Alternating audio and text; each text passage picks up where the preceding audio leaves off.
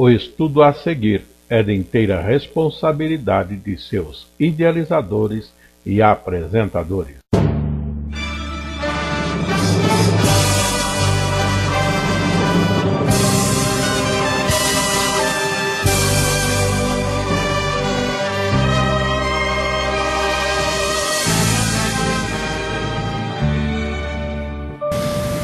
Lições para a Escola Bíblica Dominical no primeiro trimestre do ano de 2019. O tema geral do trimestre é Grandes Doutrinas da Bíblia. E estas nossas lições são para as classes de jovens e classes de adultos da Escola Bíblica Dominical. O título da nossa lição, nesta sequência, sendo lição de número 7, a doutrina sobre a salvação.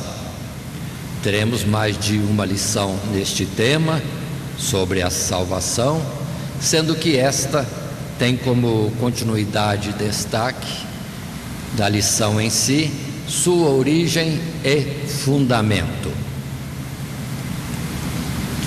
O texto bíblico para leitura em classe está em Efésios capítulo 1, do verso 3 ao verso 11, e que podemos estar apresentando desta forma, nesta leitura que agora fazemos: Bendito Deus e Pai de nosso Senhor Jesus Cristo, o qual nos abençoou com todas as bênçãos espirituais nos lugares celestiais, em Cristo, como também nos elegeu nele, antes da fundação do mundo, para que fôssemos santos e irrepreensíveis diante dele em caridade, e nos predestinou para filhos de adoção por Jesus Cristo, para si mesmo, segundo o beneplácito de sua vontade, para louvor e glória da sua graça, pela qual nos fez agradáveis a si no amado, em quem temos a redenção pelo seu sangue, a remissão das ofensas, segundo as riquezas da sua graça, que ele tornou abundante para conosco em toda sabedoria e prudência, descobrindo-nos o mistério da sua vontade, segundo o seu beneplácito, que propusera em si mesmo, de tornar a congregar em Cristo todas as coisas, na dispensação da plenitude dos tempos, tanto as que estão nos céus como as que estão na terra. Nele digo, em quem também fomos feitos herança, havendo sido predestinados conforme o propósito daquele que faz todas as coisas segundo o conselho da sua vontade. Aí está o texto que temos, falando a respeito do propósito eterno de Deus, oculto sim por muito tempo, como em um mistério, mas agora aberto, desvendado por Cristo Jesus.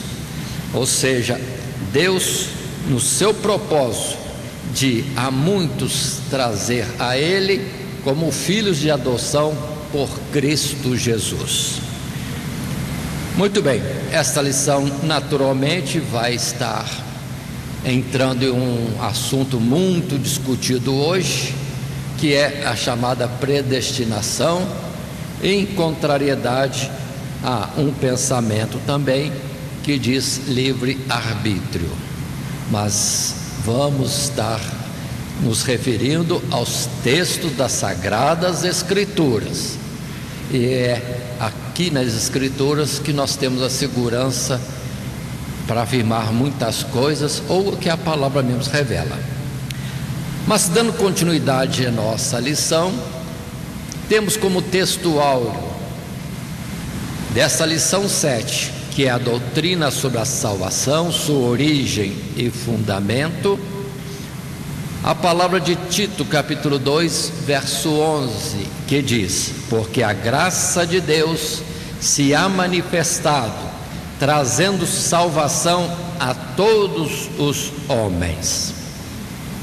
Em continuidade, lembremos que desenvolvemos o nosso assunto em 3 tópicos. Assim, o nosso esboço conterá um tópico: primeiro, o plano da salvação; um segundo, o sacrifício de Cristo; e terceiro tópico, o pacto da salvação. Muito bem, indo para o nosso material de classe e resumindo uma introdução, temos o texto que assim nos diz: a palavra salvação nos lembra o estado calamitoso em que o homem natural se encontra, dominado pelo pecado e destinado à condenação eterna. E a boa vontade de Deus, que, podendo castigá-lo segundo as suas más obras, preferiu suprir tudo o que era necessário para perdoá-lo e restaurá-lo a uma felicidade indizível e eterna. Após considerar a doutrina sobre o Salvador, lição anterior, começaremos a estudar nesta lição as riquezas da graça de Deus, manifestadas através da própria obra da nossa salvação. Muito bem, observe que por essas expressões da introdução, nós vamos dar continuidade ao assunto de Jesus Cristo como Senhor, como Rei, como Messias, como Libertador, como Salvador. Se anteriormente falamos mais dele como pessoa, sua personalidade, sua identidade, sua missão, e aqui continua o desenvolvimento dessa missão na chamada salvação. Para aqueles que estavam perdidos, apresentou-se-nos o Salvador, Jesus Cristo, e a lição discorre neste assunto. Mas observemos sua origem e fundamento, são os tópicos principais desta lição, que diz a doutrina sobre a salvação. Indo, portanto, na continuidade, no primeiro tópico nosso, o plano da salvação. Vamos estar desenvolvendo esse tópico em alguns subtítulos, sendo que o primeiro é seu eterno propósito em Deus. Salvação do homem. Este plano de salvação é um propósito de Deus, e desde uma eternidade, digamos assim, para trás, em um início, se assim podemos estar colocando. Muito bem, mas resumindo nosso material de classe, esse subtítulo podemos resumir dizendo: a salvação não é apenas a resposta divina à queda, como se pudesse ter sido desnecessária caso o homem não tivesse pecado. A entrada do pecado no mundo faz parte de uma série de eventos pré-determinados por Deus na eternidade, de acordo com um sábio propósito, oculto por muito tempo em mistério, e que se revelou na salvação dos homens em Cristo Jesus. E ao fazer isto, Deus não visava apenas o próprio interesse na salvação, mas também o louvor das suas próprias perfeições. Mas vamos lá, eterno propósito em Deus. Quanta gente questiona a queda do homem em Adão e Eva, e imagina-se, conta-se história e faz-se ficção de como seria. Não seria, porque Deus determinou. O projeto de Deus desde a antiguidade era que, de fato, o homem como criatura, não sendo perfeito, viesse a manifestar, ou ser manifestada de alguma forma, a sua fragilidade, que seria parte do conhecimento do bem e do mal.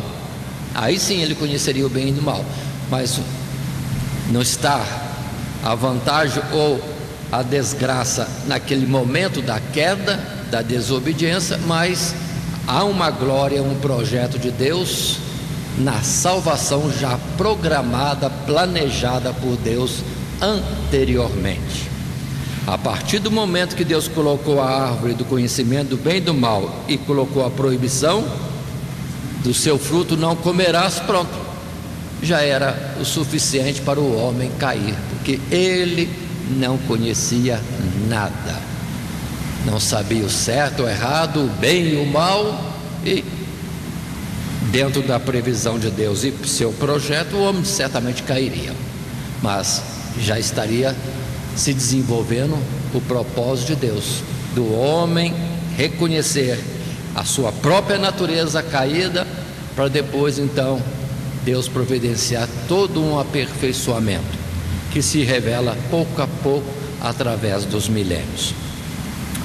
Observe que nós temos vários textos na Bíblia para estar argumentando sobre isso, mas vamos tomar uns poucos, e os professores tenham cuidado de, ao ministrar a matéria, de selecionarem bem os seus versículos, seus textos bíblicos, para que na multidão de referências não se perca o tempo previsto para a aula no momento oportuno diante da classe. Assim apresentamos Efésios, no capítulo 1, o verso 9 e 10, quando Paulo, discorrendo sobre o plano de Deus, diz: descobrindo-nos o mistério da sua vontade, segundo o seu beneplácito, que propusera em si mesmo, de tornar a congregar em Cristo todas as coisas na dispensação da plenitude dos tempos, tanto as que estão nos céus como as que estão na terra. Nós já temos considerado alguns assuntos. Observe que, trazendo vários pontos doutrinários, vários versículos, texto bíblico podem estar retornando para reafirmar.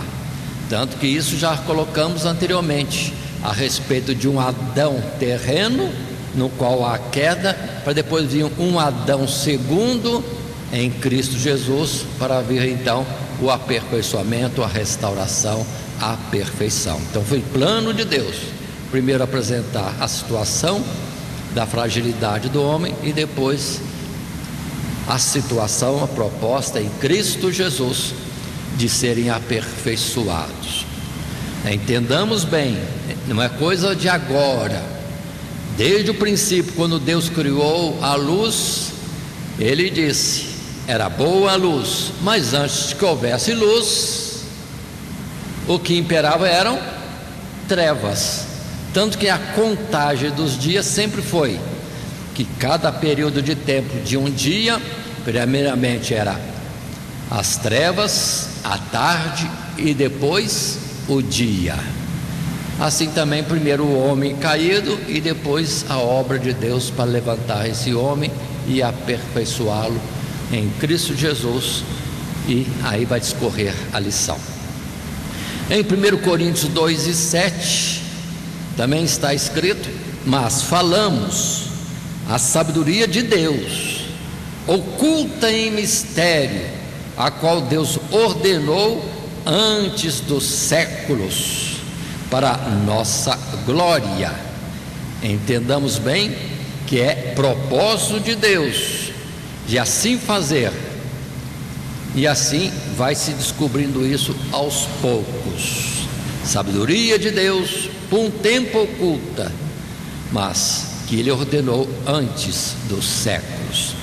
E Efésios 2, verso 7, para mostrar um mistério que depois vem a ser mostrado nos séculos vindouros, a abundantes riquezas da sua graça, pela sua benignidade para conosco em Cristo Jesus. Então o foco principal não é queda do homem, mas o plano de restauração deste homem que já era caído em sua natureza, porque era criatura, nada mais era do que pó. Tu és pó, a verdade sobre o homem, ele em si mesmo. Mas a grande operação, maravilha, sabedoria e graça e riqueza das suas misericórdias é o homem aperfeiçoado em Cristo Jesus. Continuando um pouco mais ainda nessa nossa lição, a doutrina sobre a salvação, sua origem e fundamento, considerando o plano da salvação, tendo visto antes que isso é, antes de tudo, propósito de Deus, já antes da fundação deste mundo. Agora um segundo subtítulo: predestinação e eleição. Aí continua a palavra: de um modo particular, a palavra predestinação se aplica àqueles que Deus destinou de antemão para cumprir neles todo o seu propósito de salvação, incluindo o chamado do Evangelho, a perseverança final e a glória eterna. São chamados nas Escrituras de eleitos, porque Deus os escolheu por sua soberana e exclusiva vontade, sem consideração pelos seus méritos ou deméritos particulares, enquanto os demais são entregues aos seus próprios caminhos. É verdade que o Evangelho deve ser pregado a todos, mas não são todos os que se salvam. A explicação disto não está na suposta capacidade e liberdade humana para escolher o bem e o mal, o chamado livre-arbítrio, mas na eterna eleição de Deus.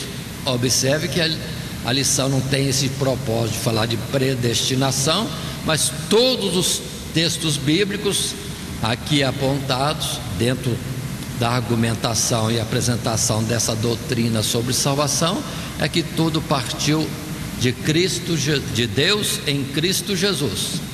Pelo que o livro da vida já tem o nome dos salvos, livro da vida este escrito antes da fundação do mundo. E que argumentação teremos então diante disso? Pode ser que nós não compreendamos inteiramente, então é melhor a gente dizer que a gente não compreende inteiramente, ou nos parece difícil ao nosso raciocínio e lógica, mas as expressões bíblicas que temos pelo próprio Senhor Jesus e depois pelos apóstolos Deus tem um programa, um plano estabelecido antes da fundação do mundo.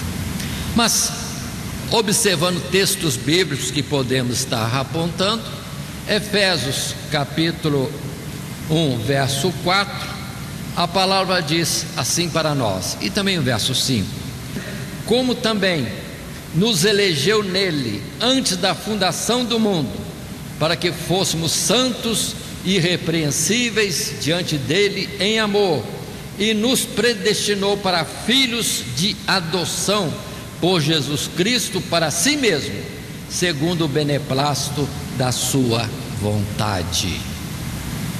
Que dizer a respeito disso? Se as expressões de Paulo são essas: elegeu antes da fundação do mundo e depois nos predestinou para filhos de adoção por Cristo Jesus. Não queremos polemizar, mas estamos apresentando os textos da Sagrada Escrituras. E já disse Paulo certa vez que tem o caco que questionar o oleiro. É melhor a gente se humilhar diante de Deus e pedir misericórdia, entendimento e orientação como bem conduzir os nossos dias na face da terra. Mas ainda aqui mesmo no verso 11, Efésios capítulo 1, nele digo, quando se falou de Cristo Jesus, em quem também fomos feitos herança, havendo sido predestinados conforme o propósito daquele que faz todas as coisas segundo o conselho da sua vontade. Ainda em Romanos 8, 29 e 30, porque os que dantes conheceu, também os predestinou para serem conformes à imagem de seu Filho, a fim de que ele seja o primogênito entre muitos irmãos. E aos que predestinou, a esses também chamou, e aos que chamou, a esses também justificou, e aos que justificou, a esses também glorificou.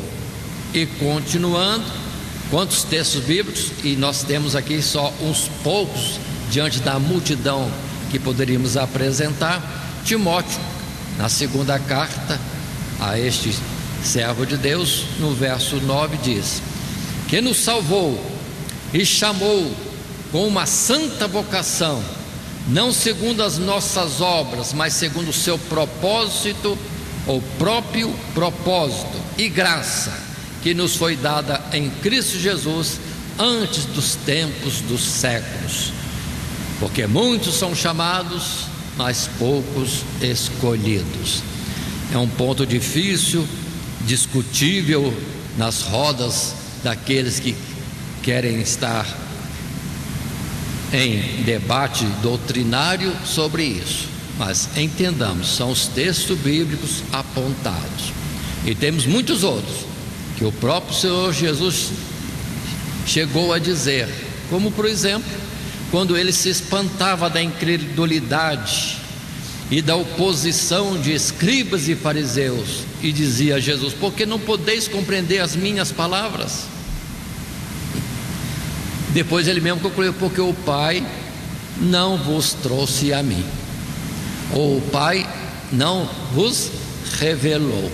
Então pronto, há um propósito de Deus, há um propósito de Deus que é anterior a tudo, e muitas vezes nossa mente não consegue avançar. Mas temamos diante de Deus, Ele é o Senhor, busquemos dele orientação em tudo e até entendimento, que é a melhor coisa que a gente faz do que questionar ou querer de alguma forma se rebelar contra um entendimento ou outro. Mas continuemos um pouco mais. Estamos na nossa lição do trimestre, as grandes doutrinas da Bíblia. A lição atual é de número 7, a doutrina sobre a salvação, sua origem e fundamento. E dentro do nosso esboço chegamos ao segundo tópico, o sacrifício de Cristo. O sacrifício de Cristo como parte do plano desta salvação. Ou na verdade nem é parte, é o centro, é o tudo deste plano de salvação, conforme já vimos em lições anteriores, que aprove a Deus que em Cristo Jesus centralizasse-se tudo, Ele tivesse preeminência sobre tudo. Mas continuemos indo para, neste tópico 2, sacrifício de Cristo, a sua necessidade. Por que a necessidade de Cristo ser sacrificado? O que apresentamos nesse subtítulo, sua necessidade, é parte do material de classe, no primeiro parágrafo desse tópico, que diz: já estudamos que o pecado é uma violação da lei de Deus, uma ofensa contra a sua santidade e justiça. O pecado deve ser punido com a morte, pois é uma dívida infinita que nenhum recurso humano pode saldar.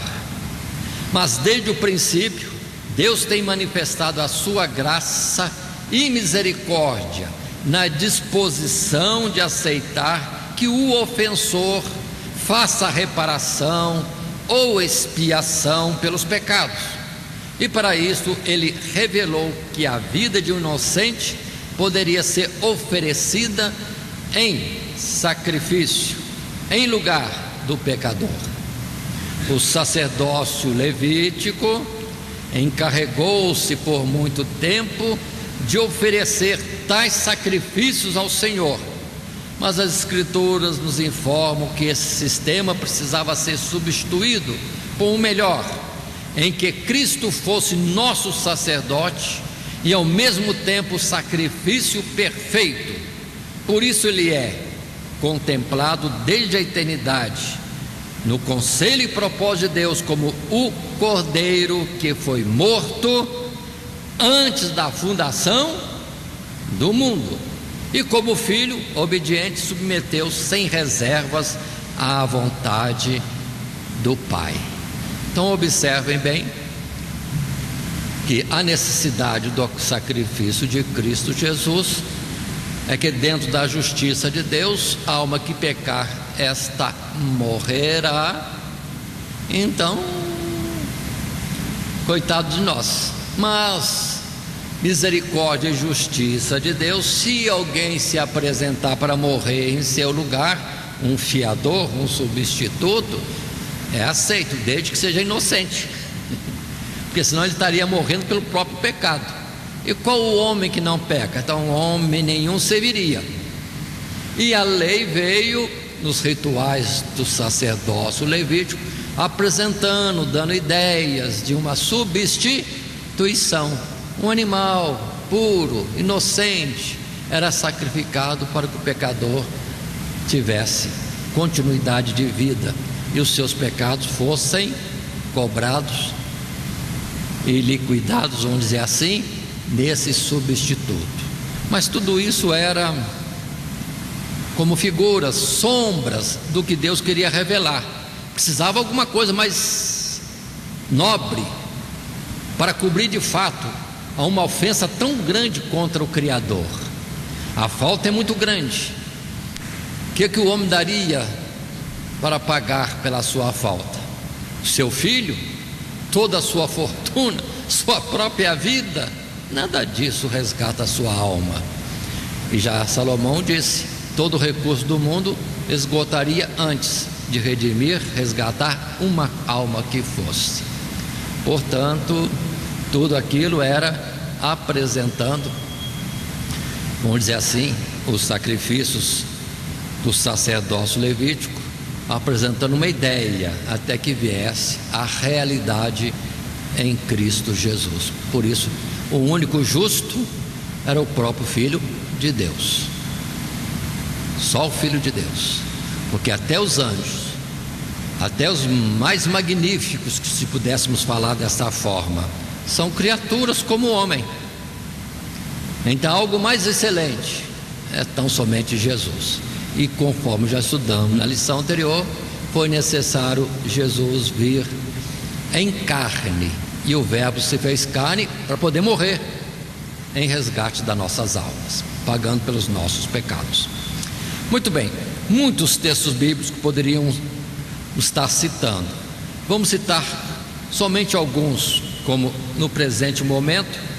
Hebreus capítulo 9, verso 22, quando o escritor diz: e quase todas as coisas segundo a lei se purificam com sangue, e sem derramamento de sangue não há remissão, não há perdão. De sorte que era bem necessário que as figuras das coisas que estão no céu assim se purificassem, mas as próprias coisas celestiais com sacrifícios melhores do que esses. Consideremos bem essa expressão de Hebreus, a necessidade de algo melhor do que sacrificar cordeiros, pombos, novilhos e outras vidas inocentes. Mas Hebreus 7, 26 coloca ainda: porque nos convinha tal sumo sacerdote, santo, inocente, imaculado, separado dos pecadores e feito mais sublime do que os céus, que não necessitasse, como os sumos sacerdotes, de oferecer cada dia sacrifícios, primeiramente por seus próprios pecados e depois pelos do povo, porque isso fez ele uma vez, oferecendo-se a si mesmo, porque a lei constitui sumos sacerdotes a homens fracos, mas a palavra do juramento que veio depois da lei constitui ao Filho perfeito para sempre. Aí estão as colocações. Animais não substitui a nossa vida, não substitui. Precisava algo melhor, precisava ser um homem, para representar um homem, mas um homem justo. Quem é este? Não se achou. Pelo que, outra vez, volta a mesma expressão, e o verbo se fez carne, se tornou homem para poder nos representar, morrendo em nosso lugar. São justiça de Deus, de colocar todas as coisas de forma equitativa, correspondentes, para serem justos, fiéis naquilo que é o processo da justiça de Deus. Muito bem, muitas argumentações ainda temos em outros versículos, mas precisamos nos deter em uns poucos pela complexidade e abundância de referências bíblicas. Continuando ainda nessa nossa lição, nesse tópico sacrifício de Cristo, um segundo subtítulo: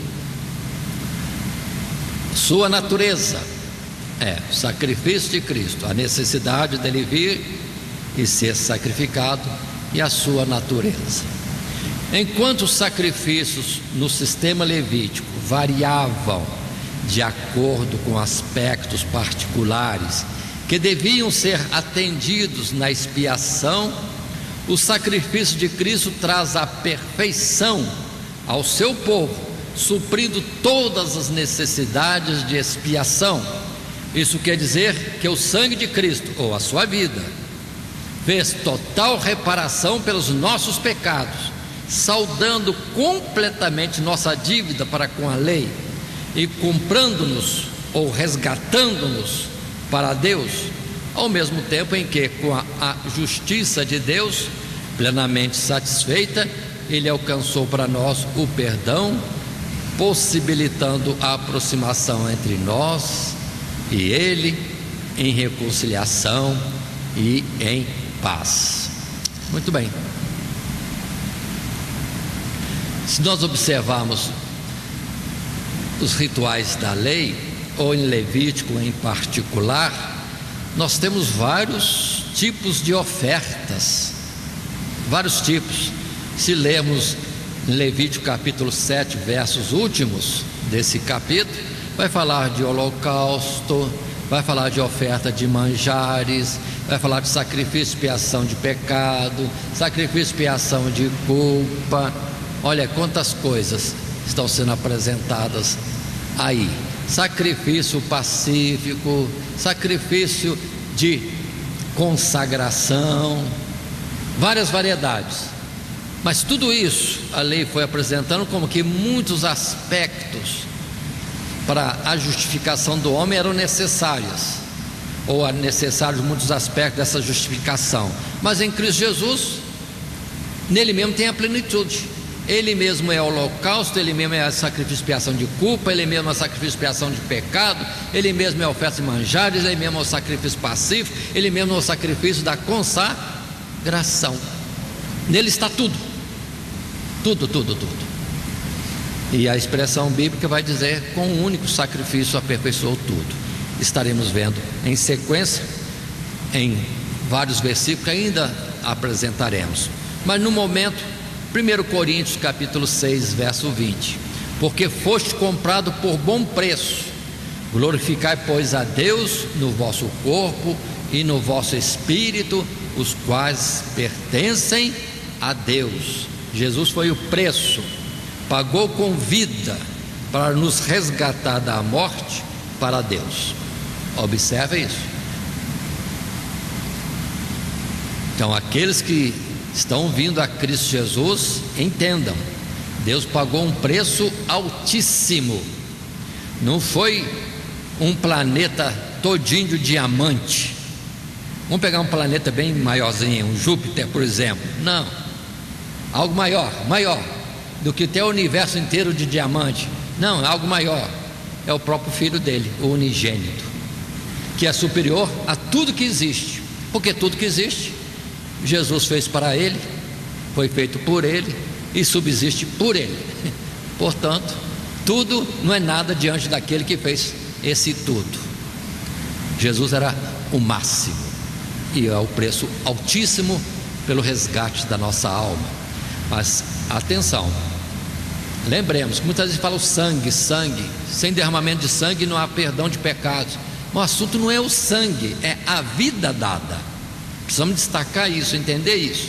Não é sangue, a matéria sangue, é a vida. E o sangue, o Senhor Deus colocou para observação, que foi colocado como modelo da vida. Então, quando fala sangue, é a vida de Cristo Jesus dada por nós.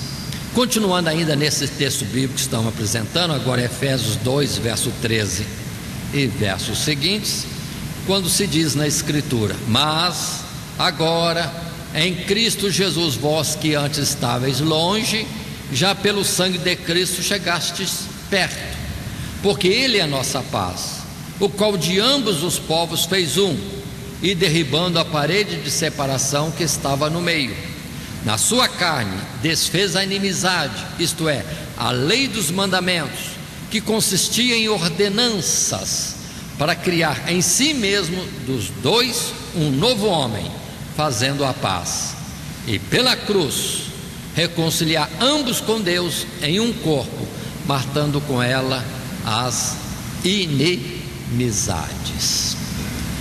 Então aí está, vamos entender essa colocação: sacrifício de Cristo e a sua natureza, vida pela nossa vida.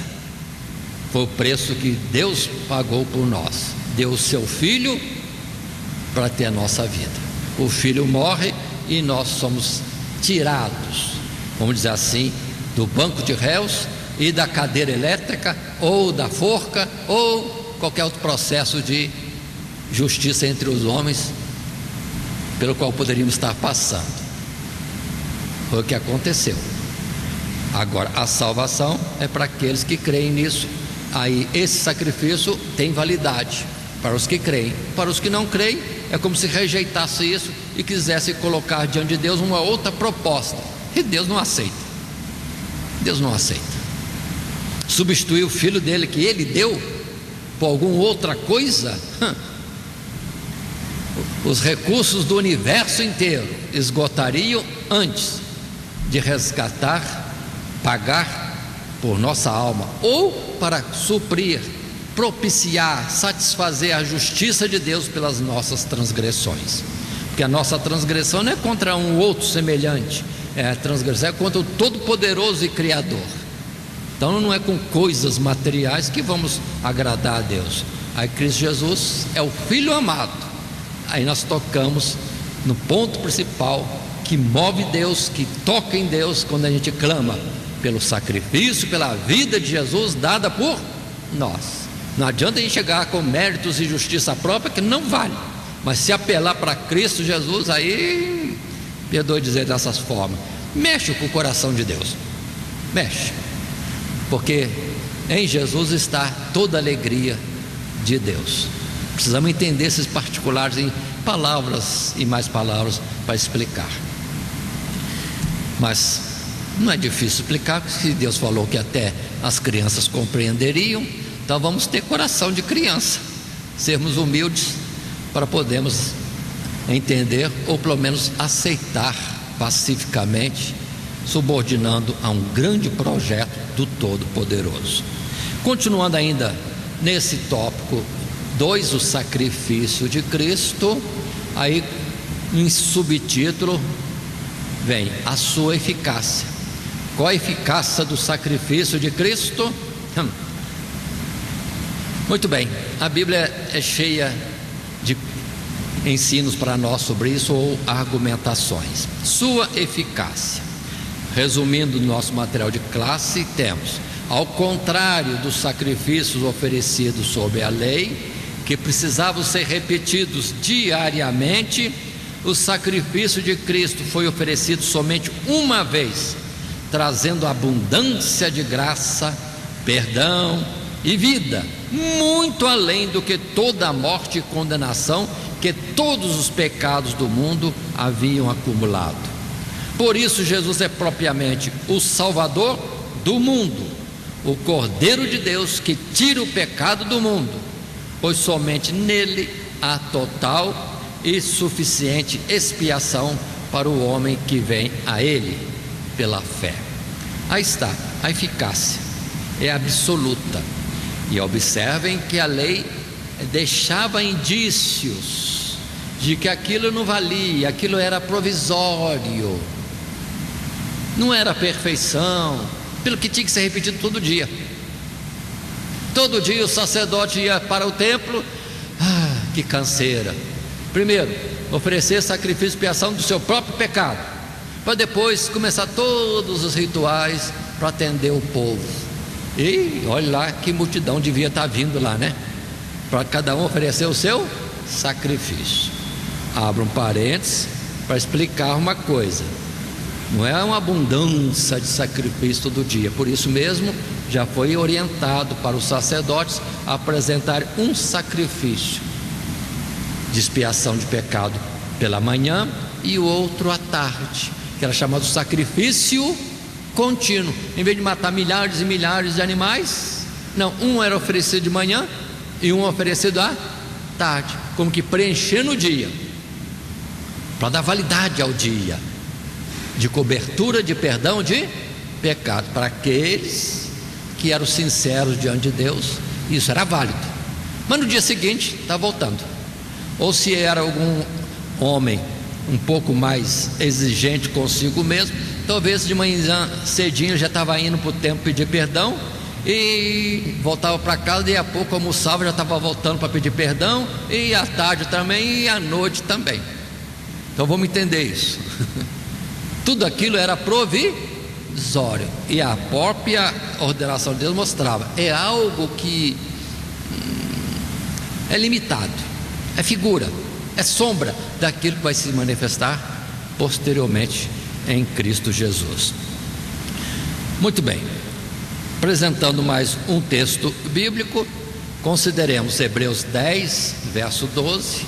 Mas este, Jesus, havendo oferecido um único sacrifício pelos pecados, está sentado para sempre à destra de Deus, daqui em diante esperando até que os seus inimigos sejam postos por escabelo de seus pés, porque com uma oblação, uma oferta, aperfeiçoou para sempre os que são santificados. Aí consideremos tudo isso. Muito bem, a eficácia é total, validade eterna e com amplitude que atende e supre toda e qualquer necessidade da humanidade inteira. Isso que nós precisamos entender.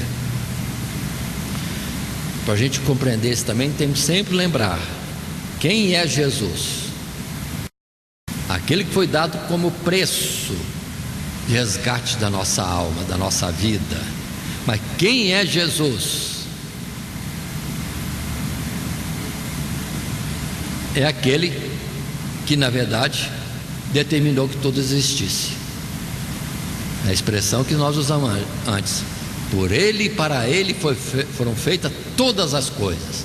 Então Deus não apresentou obras dele, apresentou-se a si mesmo em Cristo Jesus, unigênito do Pai, e que com o Pai, eles mesmos afirmam, somos um. Portanto, é algo extraordinário, é algo, um preço tremendamente alto, o resgate da nossa alma. Isso implica certeza de salvação, se descansarmos na proposta de Deus.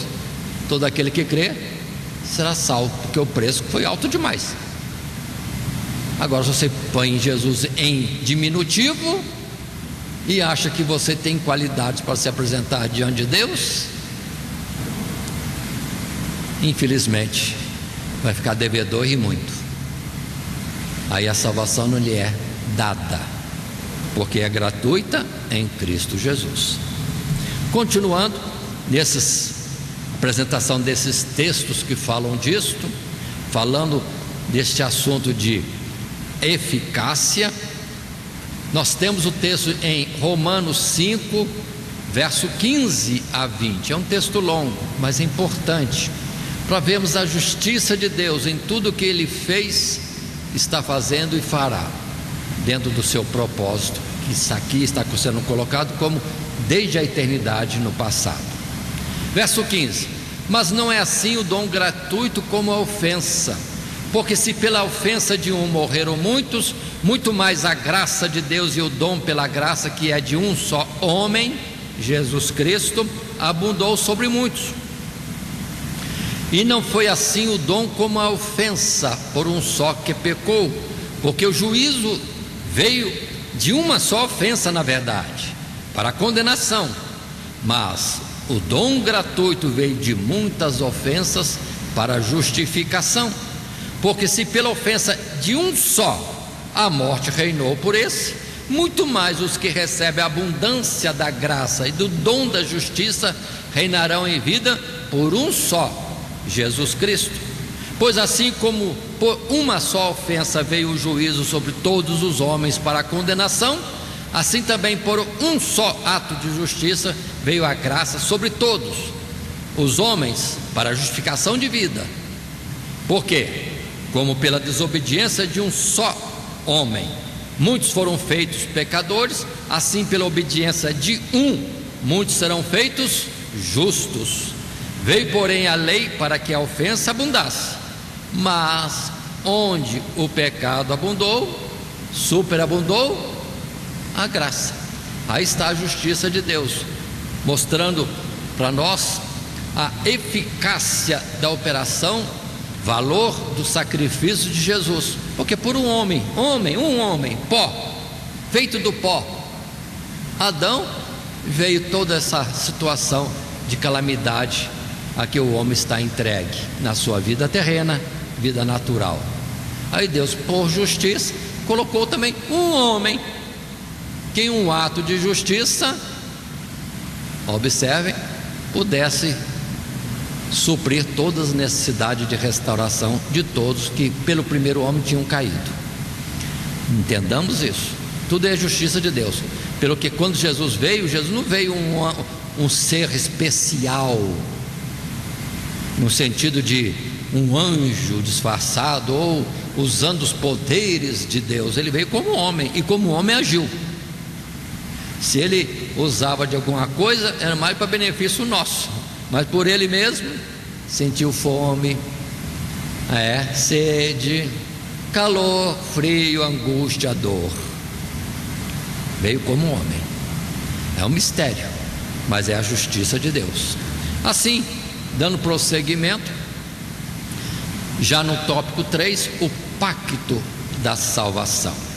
Compreendendo mais um pouquinho sobre este assunto, a doutrina sobre a salvação, sua origem e fundamento. Agora, este pacto da salvação, consideremos nesse tópico, ainda que nós vamos subdividi-lo em outros tópicos, como um primeiro, suas dispensações.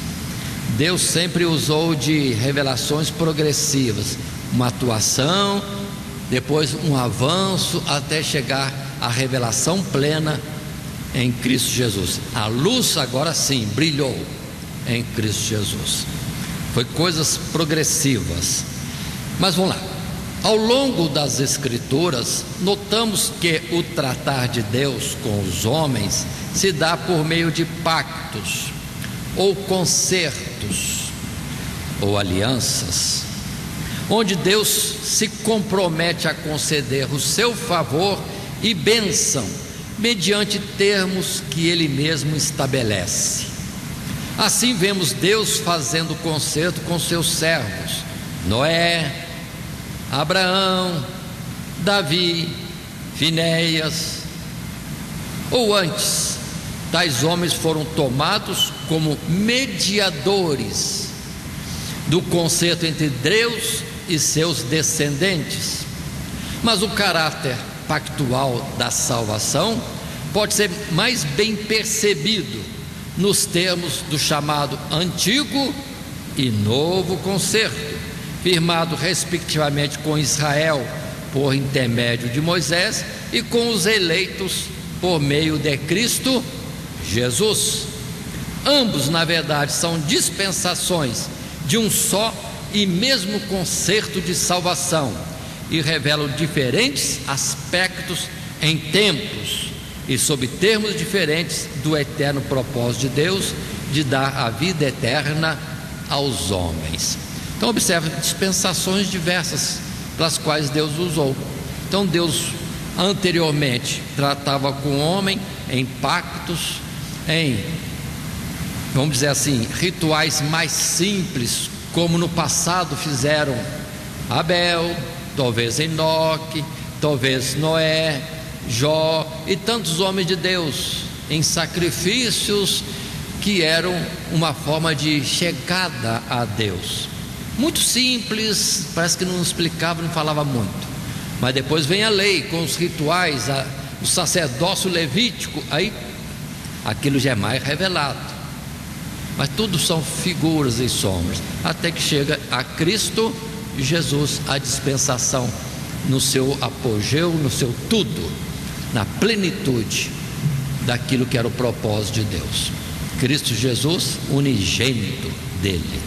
Muito bem, ainda passando para um segundo subtítulo, seu mediador, o pacto da salvação e a mediação.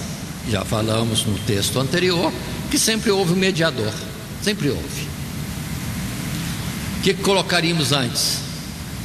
Seria Abel o mediador, Enoque o mediador, Noé, Abraão, e continua os patriarcas e chega Moisés. Sempre houve. E se considerarmos também, nós temos os profetas, temos reis que sempre foram como que o intermediário entre Deus e os homens, não sendo propriamente sacerdotes, mas andando na presença de Deus. Sempre Deus poupava o povo por causa do rei que era temente a Deus. Mas vamos considerar, nessa salvação de Deus há um mediador, há uma mediação. Portanto, vamos estar lendo esse subtítulo no nosso material de classe. Se as alianças firmadas no passado tiveram por mediadores homens que alcançaram testemunho de que agradaram a Deus, por outro lado, não puderam assegurar que os seus descendentes ou o povo por eles representado cumprissem a sua parte no pacto. Contudo, Cristo não apenas é o mediador perfeito entre Deus e os homens, mas também o fiador, que assegura em si mesmo, como representante do seu povo, o cumprimento de todos os termos de justiça requeridos por Deus, de tal forma que ele também é chamado de testador, pois com o seu sangue, sua vida, fez da vida eterna uma herança segura e firme para os seus. Quantas vezes Moisés teve que se colocar entre o povo e Deus, o povo transgressor, e Moisés se colocava na frente, e Deus, vamos dizer assim, poupava o povo. Não por causa que o povo estava certo, não, é que tinha alguém que podia comparecer diante de Deus com essa justiça de reclamar, ou tira a palavra reclamar, suplicar por benignidade e misericórdia, e Deus atendia. Agora, quanto mais Cristo Jesus nessa mediação, aí precisamos entender, em Jesus está o máximo. Nós vemos no passado que, por exemplo, na época dos juízes, levantava-se um juiz constituído por Deus, paz, vitória para o povo, mas era só o juiz terminar sua vida neste mundo, porque passa, o povo errava. Deus tinha que levantar outro juiz, aí por esse outro levantado, o povo era restaurado, perdoado, vivia outra vez em paz, em comunhão com Deus. Mas agora Cristo Jesus não, é algo que é perfeito e que aperfeiçoa todos aqueles que por ele, Cristo Jesus, chegam a Deus.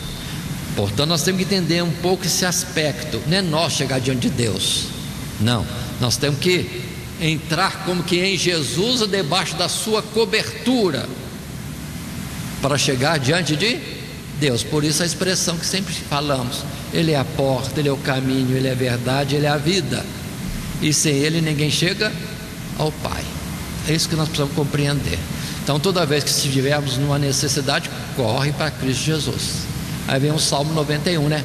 Aquele que habita no esconderijo do Altíssimo. Assim como no passado Nabucodonosor foi representado como uma grande árvore, com uma grande copa, em cujos galhos e sombras se abrigavam todos os seres viventes. Observe essa comparação.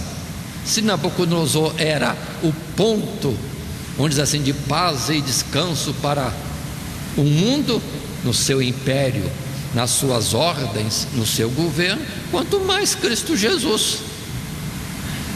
Ainda mais que Jesus pode ser chamado a árvore da vida, e que é eterno, e cuja sombra, e cujas folhas, e cujo fruto satisfaz, complementa toda e qualquer necessidade da criatura que chega-se a Ele. Assim, dentre tantos textos bíblicos, Hebreus 7, do verso 20 em diante: e visto como não é sem prestar juramento, porque certamente aqueles sacerdotes sem juramentos foram feitos sacerdotes, mas este, Jesus, com juramento, por aquele que lhe disse: jurou o Senhor e não se arrependerá, tu és sacerdote eternamente, segundo a ordem de Melquisedeque.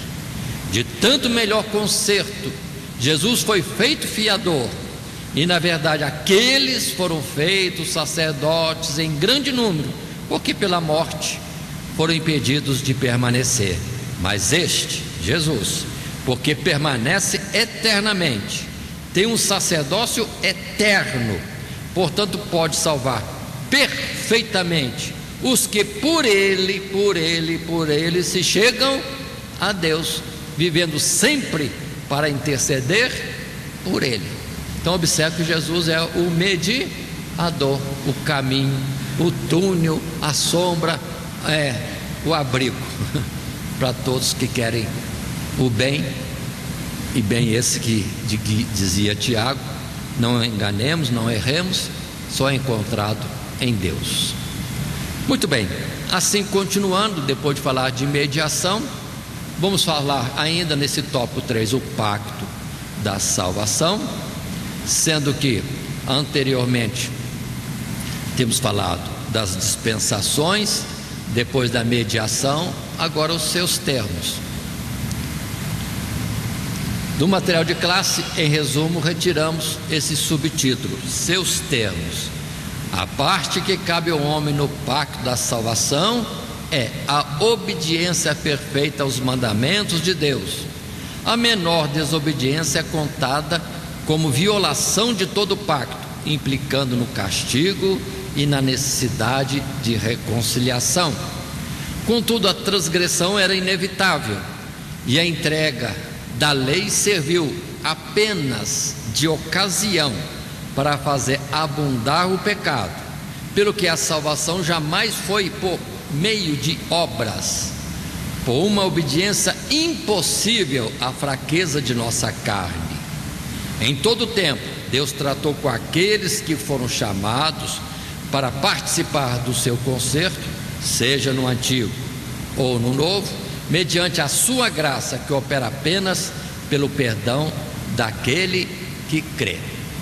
Observe, o termo é obedecer, andar nos preceitos de Deus, e se formos fazer isso por nós mesmos, caímos, voltamos a ser o Adão diante da proibição de comer o fruto proibido.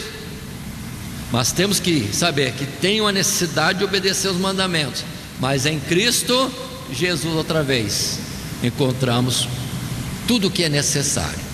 Por isso que Jesus diz: ficar em Jerusalém até que do alto sejais revestido de poder. Aí vem a palavra: o pecado não terá domínio sobre vós. São os termos. Vida irrepreensível diante de Deus. Impossível, sim, impossível por nós mesmos, mas em Cristo Jesus é possível. Por isso nós temos que entender, cuidar de não nos enganar, mas nós mesmos achando que um artifíciozinho vai suprir. Não vai, tem que correr para Cristo Jesus. Pelo que? Orações, jejuns, vigílias, consagrações, tem que ser tudo para nos fazer estar em Cristo. Aí vencemos. Agora, quem faz jejuns, campanhas, oração, vigília, e para se apresentar melhor, cai, tropeça outra vez, como se fosse pelas obras. Então tudo isso é válido, é necessário: jejum, oração, vigília, consagração. Tem mais coisa? Coloca tudo aí. Mas para chegar a Jesus, ou estar em Jesus, aí vence tudo. Temos que ter um cuidado nisso, que alguns apresentam-se como cheios de justiça. Porque tem uma semana que eu estou em consagração. Não, você está em consagração para chegar a Deus, está errado. Você tem que estar em consagração para estar em Cristo Jesus. Aí sim, em Cristo Jesus estamos no esconderijo de Deus. Aquele que habita no esconderijo do Altíssimo, todos os benefícios, toda a paz, toda a aceitação.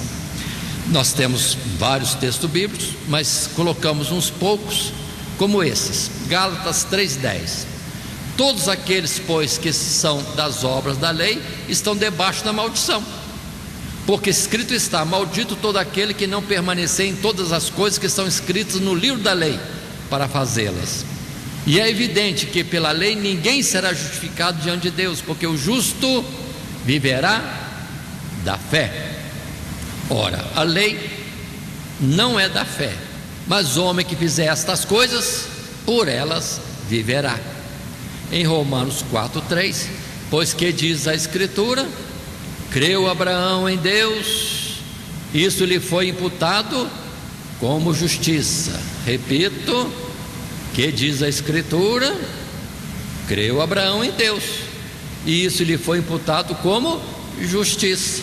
Ora, aquele que faz qualquer obra, não lhe é imputado o galardão segundo a graça, mas segundo a dívida. Mas aquele que não pratica, porém crê naquele que justifica o ímpio, a sua fé lhe é imputada como justiça.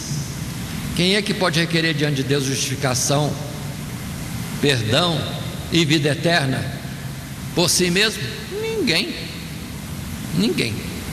porque Deus não deve a ninguém. Por isso cuidado, que já na Idade Média houve um grande tumulto no mundo, porque se comprava a salvação. Se comprava a salvação. Que absurdo! Que cristianismo era aquele? Indulgências. Parece que tem algo assim parecido hoje também, né? Se você der uma oferta mais gordinha, meu Deus, isso é absurdo, é negar, profanar Cristo Jesus, que é o único caminho, verdade e vida. Precisamos ter esse cuidado também. Mas se eu creio que Deus providenciou Jesus para que eu tenha o aperfeiçoamento da minha vida, então vou para Jesus, e nele eu consigo tudo. Aí não é porque eu fiz, é porque Jesus fez. Não é obra minha, mérito meu, é mérito dele. E Deus aceita a mim e a você, a todos nós, em Cristo Jesus.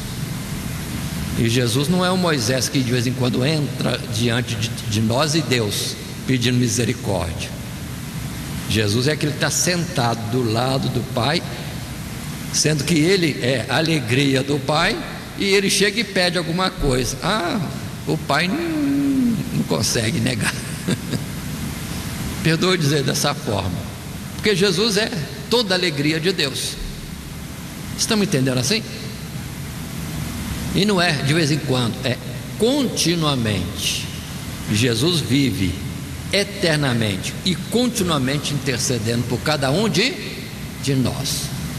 Portanto, nos acheguemos, diz a palavra, ao trono da graça, para sermos ajudados em tempo oportuno.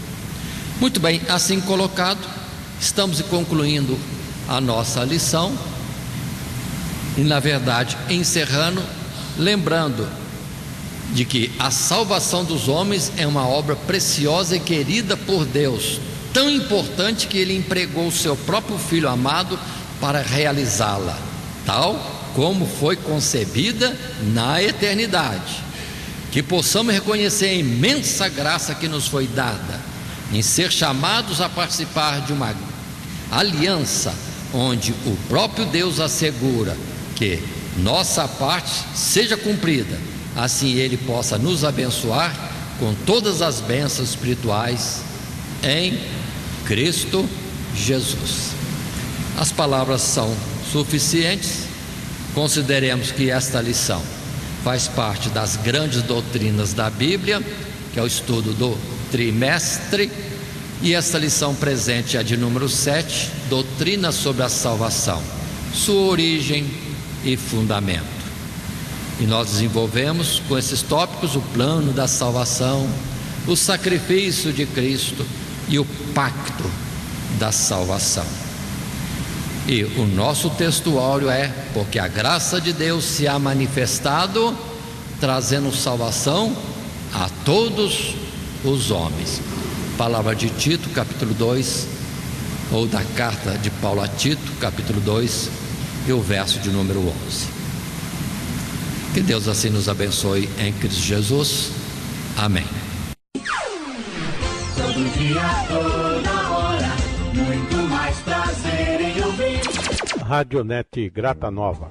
Web Rádio, a qualidade que faz a diferença, cada vez mais necessária. Rede Grata Nova de Evangelização. Acesse nosso site www.horadadecisão.com.br. Hora da Decisão, tudo junto, sem acento.